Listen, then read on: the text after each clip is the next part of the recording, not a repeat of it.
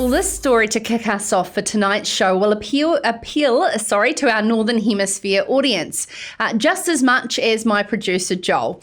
The New Zealand and Ireland, two island nations, despite being on opposite sides of the globe, have long been connected with a shared focus on innovation, and both continue to push boundaries in the agri-tech sector. There's a very special relationship that has formed between the New Zealand National Fieldays Society and Enterprise Ireland that has been brewing for some years and has led to an innovation awards similar to ours here at Fieldays as part of the Irish Ploughing Championships. As well as participating, agri-tech innovations have been a part of each other's awards. And to join us now from Fieldays is Gail Hendricks, who is the event manager responsible for the Innovation Awards at Fieldays, to tell us more about how we are learning and growing together as two countries. Gail, both countries certainly excel in pasture-based farming to deliver quality food exports around the globe. How have New Zealand and Ireland's shared vision for the innovative solutions for the farmer compare? Oh, hi, Sarah, and thanks for having me. Yes, I think you're right. Because we are pasture-based nations, there's an amazing opportunity for us to share and to work collaboratively together. So being a southern hemisphere situation, what our innovators and their innovations are able to do is to trial and test the innovation here and work with the market here in the southern hemisphere. And then they're also able to go over to Ireland and test the market in that time of the year in that northern hemisphere. So it does give them a longer testing time, and it also gives them further insights into, I guess, what's possible over there after they've had their experiences and such here. How did that partnership firstly come about? Well, 6 years ago, when I first started here at Fieldays in the Innovation Centre, I was visited by Enterprise Ireland, and they talked to us about what we were doing here with our awards program and how they might adopt a similar program over there. So we sat down and shared everything and had great conversations around what that might look like. And then they just went from there. I was fortunate enough to be sent over to Ireland in 2018 to have a look at what they were doing and how their awards program was working. And yeah, it was fantastic. They had great participation and some really fantastic innovations that were coming forward and through that program.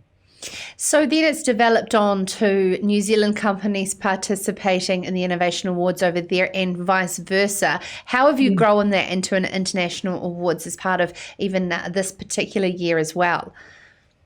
Yeah, what we decided to do last year was offer an opportunity for one of our past winners who was looking to or was working in the Irish market, an opportunity to go over there and be part of those awards. So we piggybacked on a program that Callahan Innovation was putting together, and they went over there together and participated in those awards. And so it gave Zero Harm Farm, which was the name of the company that we sent over, a great opportunity to experience Ireland and to, I guess, test the market and such. We have as well, with the winners this year being Magro, given them an opportunity to come over here and do the exact same thing through our awards program. And Magro is a patented technology associated with the waste in pesticide applications.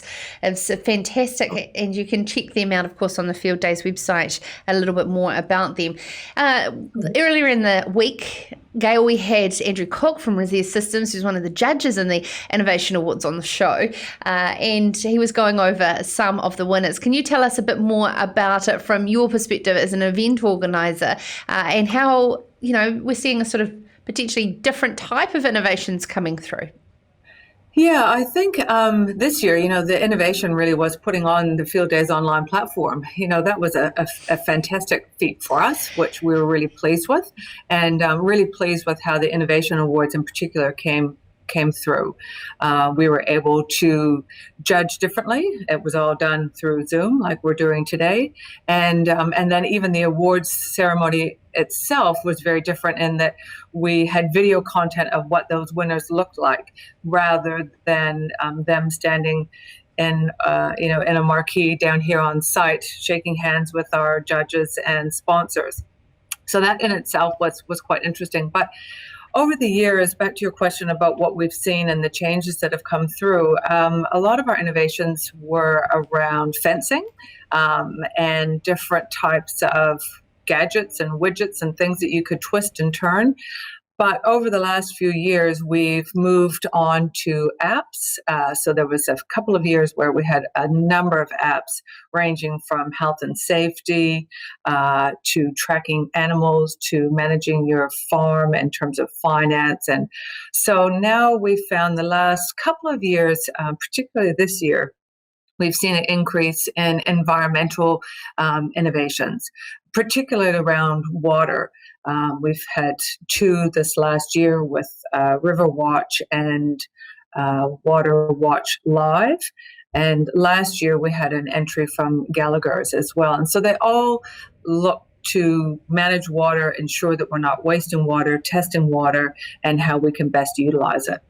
And you did say you have been involved in it for some time as well. What's one of sort of your proudest mum moments of watching them go from early startup to where they are now, from some of those earlier days when you started? Yeah, I think we've talked a bit this time round about Ayla Hutchins from Kindling Cracker, and she started just when I was or her innovation came on board just when I had started, and she was a very young girl, and her innovation has gone on to have huge success. And I think the youth, that's really something powerful for us. But for me, I think I've seen the journey of Trusty Tuber, which is produced by Antahi, and they've been with us now for a few years, and they won our Launch NZ Award this year. And it was great to see them do so well and to see them go on and win other awards within New Zealand and have such success. They're a great couple, and they were very passionate and enthusiastic about the event, and also, of course, about winning the awards. And later in the show, we're going to be catching up with Karen Koss, the CEO from Apiculture New Zealand, and I'm looking forward to talking to her about this hive site. And that looks fantastic, chemical-free varroa mite treatment. So, a wide range of fantastic innovation coming up this year in particularly challenging times. And can I say on behalf of everybody watching and listening, congratulations on a massive feat of pivoting and innovating yourself as an event. You must be extremely proud. Yeah, no, I am. It's been a great team effort and really fantastic to have the platform up and operational and running, and some amazing content this year. Don't get me wrong, I look forward to the physical event next year and having our innovation awards in a nice chilly tent in the middle of July. But for this year and this particular event, it worked out really, really well. And I think everyone was able to benefit from the platform. So thank you.